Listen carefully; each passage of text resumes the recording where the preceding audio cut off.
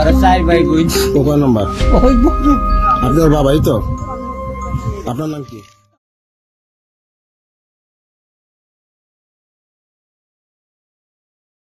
ফরিদপুরের ভাঙ্গা উপজেলার মালিগ্রাম বাসস্ট্যান্ড সংলগ্ন এলাকায় ট্রেনে কাটা পড়ে রবিউল ইসলাম নামের এক যুবকের মৃত্যু হয়েছে। সে ভাঙ্গা উপজেলার কালামিধা ইউনিয়নের ভাসরা গ্রামের লিটন শেখের ছেলে। রেল পুলিশের উপপরিদর্শক প্রফুল্ল জানান, ৪ জুন মঙ্গলবার সকালে ভাঙ্গা থেকে ঢাকাগামী নকশি কাঁথা রেলটি মালিগ্রাম অঞ্চল অতিক্রম করার সময় রবিউল কাটা পড়ে ঘটনাস্থলেই মারা যান। আমরা লাশ উদ্ধার ও আইনি প্রক্রিয়া সম্পন্ন করে পরিবারের কাছে হস্তান্তর করব।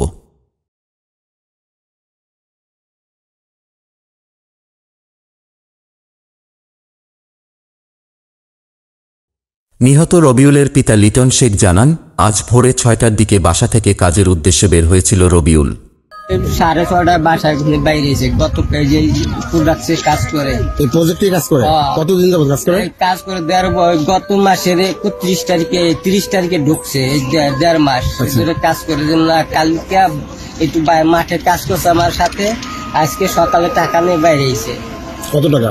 100 টাকা 12 টাকা নিয়ে বাইরে এসে, বাইরের পরে এই যে এই যে ঘন্টা আধা ঘন্টা আগে আমি ঢাকাগামী ট্রেনটা কি করছি তো? ওর নাম কি? ওর নাম রবিউল ইসলাম। কয় ভাই বোন? ওরা 4 ভাই বোন। কয় নাম্বার? ওই বড়। আপনার বাবাই তো? আপনার নাম কি? আমার নাম লিটন শেখ। বাসা বাড়ি। যাক, আল্লাহর প্রতি ভরসা রাখেন সবকিছু। তিনি আরও জানান, কিছুদিনের মধ্যেই রবিউলের প্রবাসে যাওয়ার কথা ছিল।